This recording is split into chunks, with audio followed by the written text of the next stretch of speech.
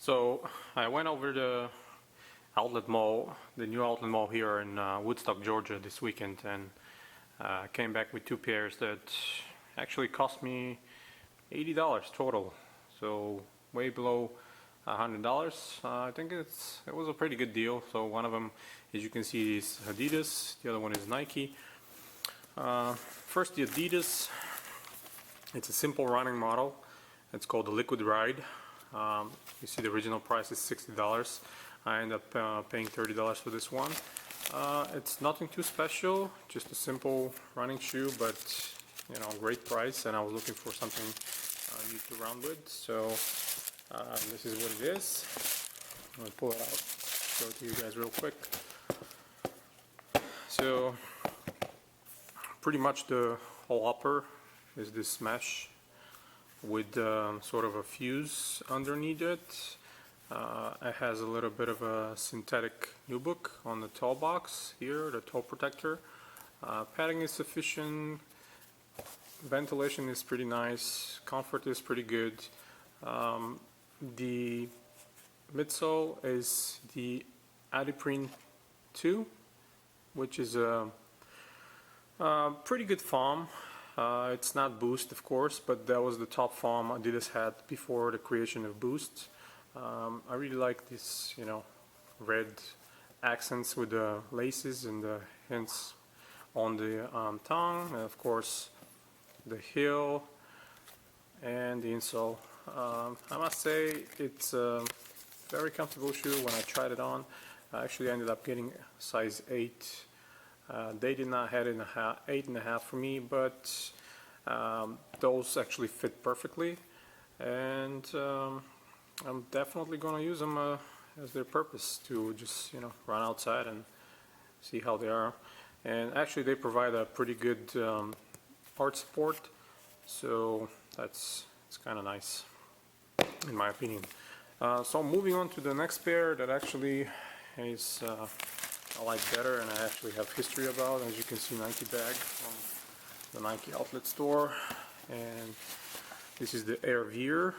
As you can see the price here, originally $120, and I end up $47.97. I end up paying $50 with tax.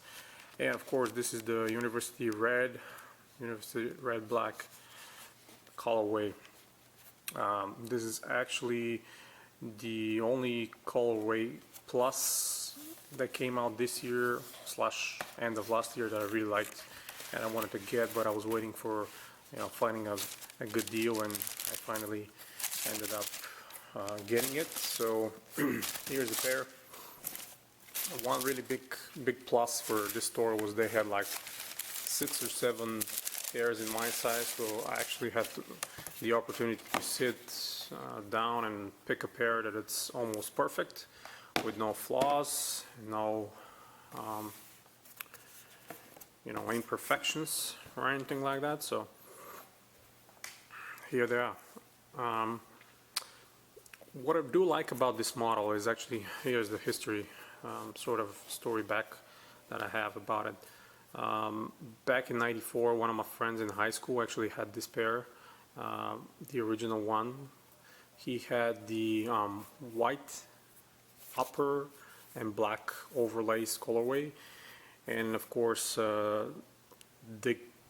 some of you that remember the model and know how it looks back in the day, Nike actually changed the way it looks for this particular retro. These side overlays actually did not extend past the midsole. This leather piece was ending up right up here where the midsole is, and the bottom coloring, and kind of it looked like that, but actually the leather ended up here, and just the bottom portion was the same color, but it was part of the midsole. So I'm not sure why Nike decided to make this change. It seems kind of pointless for me, but it is what it is. And of course the air chamber window was a lot bigger in the original pair. It was kind of a bigger oval and very soft. You can actually see when somebody walks how depresses and all that. It was a really cool looking shoe. But overall the shape is the same. This particular pair has this red sort of synthetic nubuck or durabuck, how Nike calls it. And I think it looks really nice. I mean, it stands out pretty well. The inner liner is also red. Only the insole is black with red Nike. The mesh tongue or perforated tongue is also red. The only significant difference I can say, it's the padding on this new retros. It's kind of slimmed down. It's not as much as the original pair has, and definitely the original one has a lot better padding. But again, you know, those fit pretty well to me.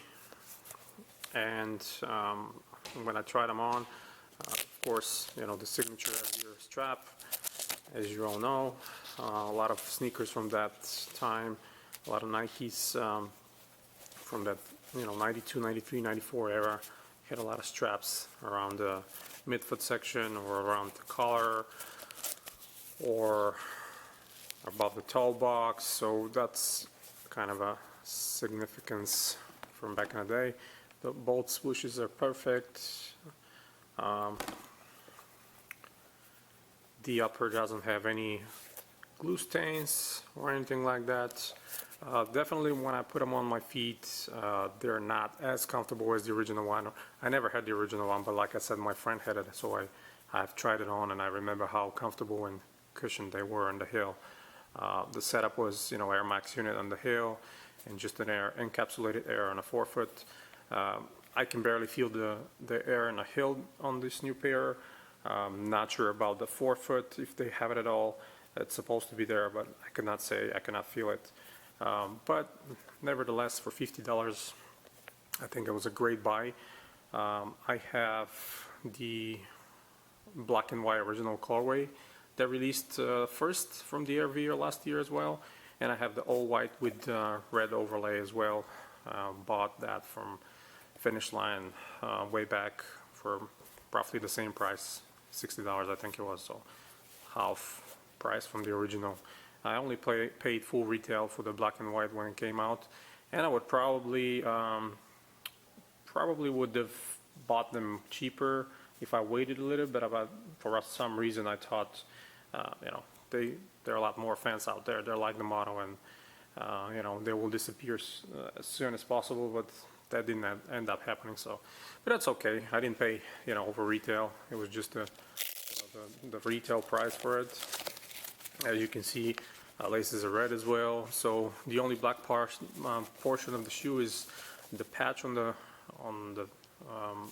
tongue, and of course the black overlay with the strap across and extending over the outsole as well. This model was sort of legendary to me, not only because my friend had it and I always liked that model, but most of you remember the commercials from back in the day with you know, Dennis Hopper, and it was a very popular model. Always liked the way it looks, and although simplicity is sort of the language around the design, I think the execution was just perfect. And of course, this red and black, I think it was one of the, if not the best, Call It Plus versions that Nike came out, and I had to buy it. So that's pretty much it, guys.